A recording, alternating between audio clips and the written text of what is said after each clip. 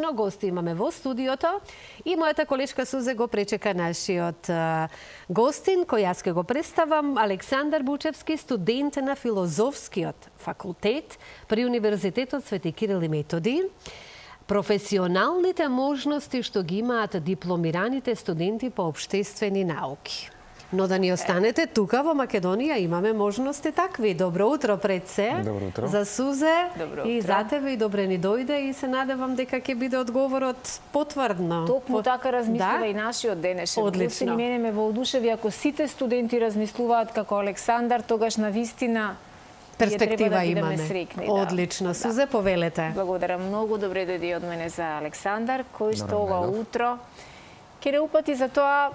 Еве, зошто може би тој го направи изборот да го одбере Филозофскиот факултет или Обштествените науки, кои што се клучни за формирање на критичка мисла во општеството, а и за тоа како да ги поттикнеме и како да делуваме за да нашите студенти, еве вака, од типот на Александар, кој што е момче, кој што верувам дека и факултетот кој што го одбрал се гордее со него, ќе ни останат во земјата. Зошто ти ги одбра Обштествените науки и Филозофскиот факултет, Александар? Конкретно за мене би рекол многу случајно испадна да се запишам на Филозофскиот факултет, конкретно на Институтот за психологија. Кога дојде време да се одбере смерот, како и секој средношколец бунет, малку исплашен што го очекува понатаму, налетав на една книга која се вика Патот по кој поретко се оди, во која се зборуваат многу различни теми, меѓутоа е напишана од еден терапевт, односно психотерапевт. И јас бев фасциниран од самата професија, како тој помага на другите луѓе, како на некој начин му е структуриран животот и едноставно тоа беше некоја искра која се појави во мене да се запишам конкретно на знакот. Знакот, баш. Знакот да се запишам на Институтот за психологија. Во тоа време истражив каде се најдобрите студии по психологија и токму одговорот беше Филозофскиот факултет во Скопје. Иако има и други институти за психологија во Македонија, нескромно би рекол дека Филозофскиот факултет ги нуди најдобрите можности за студентите по психологија, односно институтот кој е на самиот Филозофски факултет. Го доби очекуваното, она што го замислуваше пред да почнеш со студии, бидејќи сега си веќе при крај 4-та година си, така, нели? Апсолвент веќе. Искрено би рекол да, дури повеќе од тоа што очекував, бидејќи најдов на професори кои се едноставно полни со знаење и со желба го пренесуваат тоа знаење нивните генерации. Несомнено, константно добиваме поддршка од нив, бидејќи често велам и на другите студенти кои се од други факултети, сите други имаат професори, ние имаме и професори и психолози воедно, така што сме на некој начин и привилегирани меѓу другите студенти. Одлично. Какви студиски програми нуди Филозофскиот факултет еве за сите оние кои што можеби не се информирани во детали? Филозофскиот факултет е на еден начин мини универзитет, бидејќи на него има 13 институти кои нудат различни студиски програми. Генерално сите потекнуваат од општествениот сектор и генерално мислам дека можам да речам дека повеќето работат и функционираат со други луѓе. Би рекол дека секоја студиска програма си нуди своји бенефити, нормално и своји недостатоци, но дефинитивно која и студиска програма да се одбере од оние од 13 институти кои ги нуди, нема да се направи погрешен избор, бидејќи секоја студиска програма нуди понатаму многу можности за и донаградување на знаењето, но и директно вработување после студискиот период. Така. Кажи ми, Александар, како овие студии придонесуваат за подобро да го разбереме општеството, општествените случувања и воопшто човечкото функционирање овде и тука? Генерално, како што веќе реков, сите студиски програми се фокусирани на општественото функционирање, меѓутоа и тука е тој на некој начин, иако повеќето луѓе сметаат дека воспитно-образовниот сектор е само средното училиште, би рекол дека и факултетот е, бидејќи професорите се трудат да ни ги пренесат и вредностите кои се потребни кои сметаат дека се потребни во општеството, како што е емпатијата, сочувството, поширокото гледање на работите, помагањето на други луѓе, без разлика тоа дали е преку гледање на целиот општествен контекст, како например социологијата или пак Институтот за безбедност, кај што се фокусираат на некои општествени тешкоти со кои се соочуваат и светот и државите. Мислам, и Европа, или пак од друга страна доколку се фокусираме само на индивидуата преку педагогијата, преку психологијата, без разлика од кој аспект ќе се погледне на општеството, мислам дека сите аспекти се еднакво важни и покрај тоа што факултетот нуди знаење, нуди дефинитивно и продолбочување на сопствените вредности, поттикнување на студентите да се активираат во општествените сектори, дали тоа е преку посети на некои институции, дали тоа е преку некоја практична настава. Тука исто така и Институтот за историја, кој е од огромна важност за националното чувство кое се развива исто така кај студентите, така што би рекол дека без разлика каде да се насочи студентот доколку се запише на филозофскиот факултет, ќе има огромни бенефити и од академски аспект, но и од личносен, вредносен аспект како индивидуа. Така, спомена за она се што се случува во светот и со какви проблеми се соочуваат многу држави, дури оние кои мислиме дека се многу поразвиени од нас.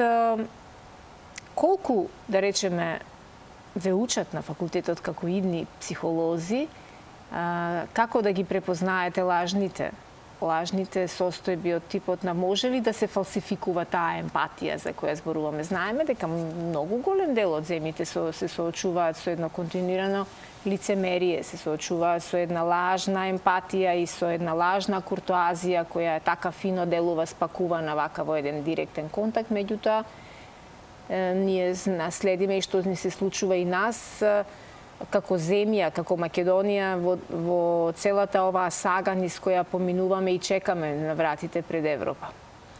Би рекол дека како идни психолози сме прилично добро остручени од страна на професорите да бидеме сензитивни пред се, да ги препознаваме, како што рекавте, лажните тие верувања дека лажната емпатија, ако може така да се нарече, но и пред се професорите се трудат од нас да направат луѓе кои ќе бидат емпатични. Идни академски граѓани кои ќе бидат емпатични, бидејќи тоа емпатијата како концепт не е нешто што се учи наеднаш, туку се учи последователно низ текот на развојот на самиот човек, а човекот се развива се додека е жив, не прекинува развојот кога ќе заврши со средно или со високо образование, така што би рекол дека повеќе се фокусираат на тоа да бидеме осетливи и да бидеме сензитивни, да ги препознаваме и во општеството тие, да речеме, некои форми на патологии кои се јавуваат дали на индивидуално, дали на глобално ниво, меѓутоа и преку поттикнување да ги развиваме тие вредности кај нас, како идни академски граѓани, и потоа да ги пренесуваме всушност на новите генерации кои доаѓаат или пак на другите луѓе околу нас. На тој начин се влијае всушност од процесот на образование преку нас до самото општество. Така. Јас сум сигурна дека гледачите многу ги интересира каде после завршувањето се вработуваат студентите како тебе и какви се нивните можности за да се пронајдат себе си некаде. Така, филозофскиот факултет нуди и студии на втори, трети циклус за сите студенти кои сакаат да се бават со академска кариера понатаму.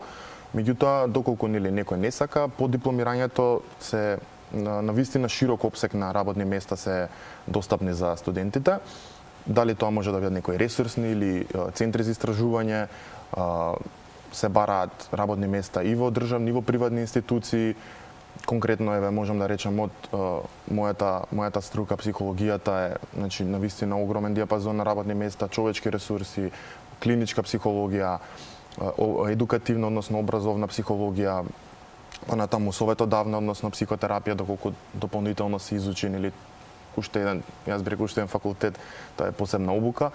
Понатаму социолозите наоѓаат работа и во државните, и во приватните фирми, педагозите исто така, моментално функционираат и ресурсни центри за специјалните едукатори, константно има потреба од тие луѓе. Дополнително професори, секоја титула со која се стекнува студент од филозофски факултет, автоматски се стекнува и со титула професор кој може да предава во средно училиште, ми се чини со некои 1-2 испити од педагошко-психолошка доквалификација. Така што работните места на вистина не се проблем за студентите од филозофски факултет и тоа го покажуваат и бројките.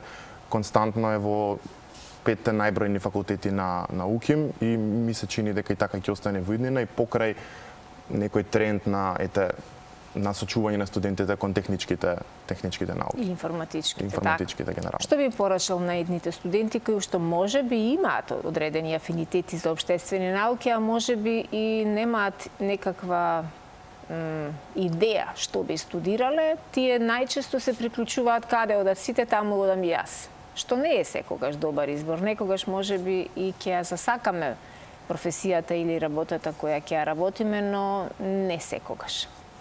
Така би рекол да не се предомислуваат доколку имаат афинитети кон општествените науки, да не дозволат да им влијае трендот на запишување на факултетите за информатичка култура, за електромашински факултети.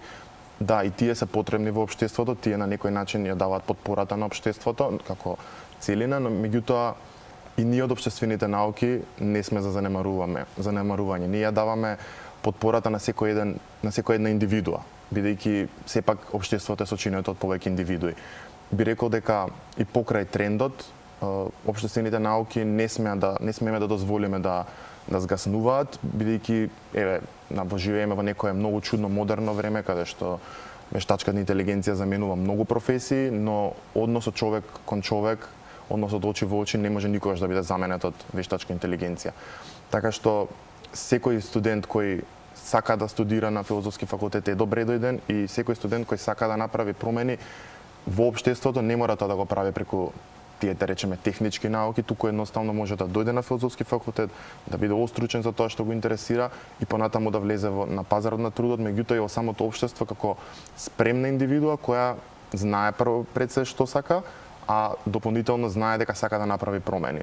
Јасно е на сите дека не е сјајно, меѓутоа од самите нас може да тргне тоа за да биде подобро во иднина. Така. Ке спомена вештачката интелигенција и точно си замислував дали некаде веќе е измислен некој робот психолог кој ќе те пречека, ќе те прими, ти имаш закажано, бидејќи веќе нашава професија во Јапонија почнуваат да ја заменуваат. Имаш водители и презентери на вести кои што се буквално од таа страна, нова, модерна страна на вештачката интелигенција искористени и навистина се прашувам докаде ќе оди тој технолошки напредок со замена на многу професии.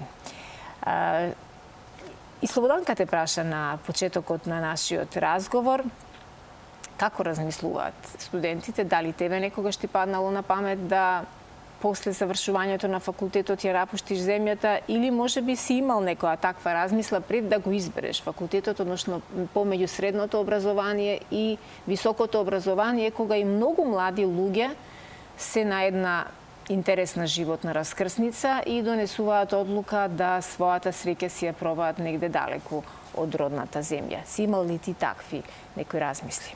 Мислам дека генерално студентите би рекол дека сакаат да пробаат да одат негде надвор. Си бил надвор преку Work and Travel? Си работел во странство? Не сум имал такво искуство, не сум имал ни желба искрен да бидам, бидејќи секоја сезона кога има можност да работам, да речем преку лето, одбирам да работам тука кај нас.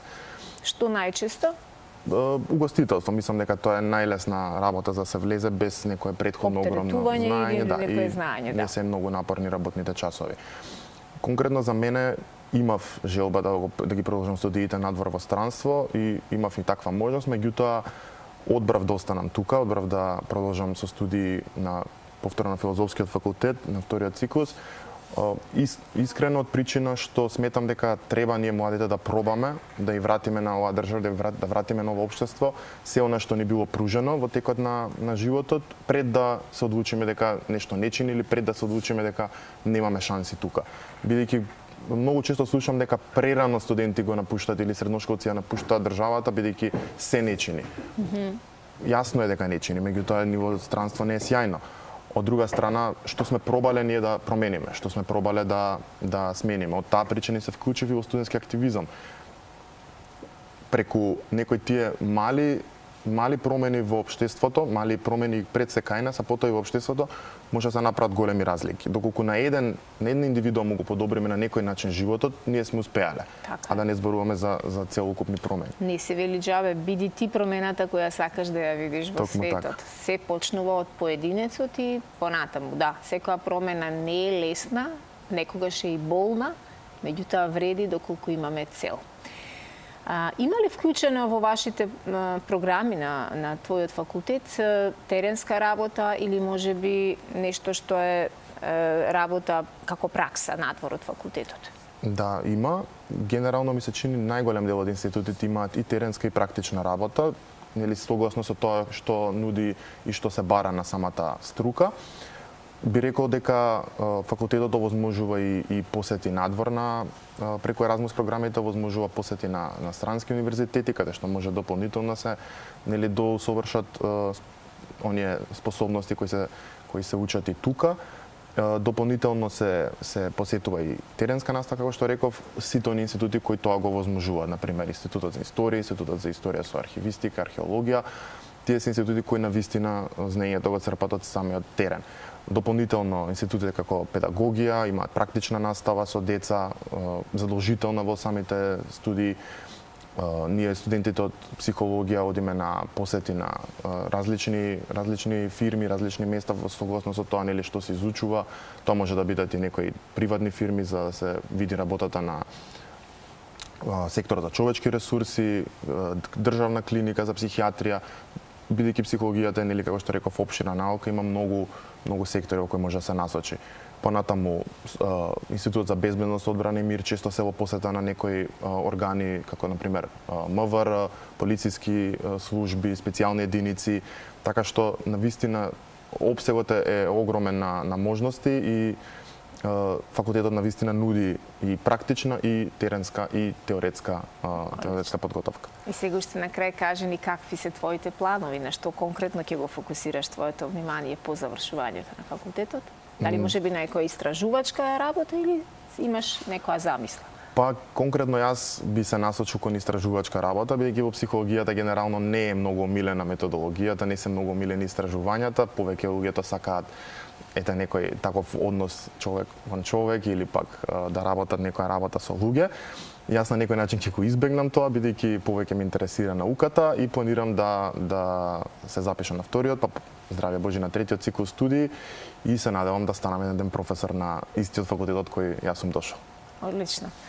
Предпоставувам дека конкретно за психологија кај нас имаме многу повеќе студентки отколку студенти, веројатно заради тоа што може би и тоа е пак некаков тренд или фикција дека се работи за женска професија. Напротив, во светот најголемите психолози, психотерапевти и луѓе кои што пишуваат книги и се ментори на многу психолози во светот се мажи, така дели? Да, тоа е малце чудна динамика. Интересна паралела.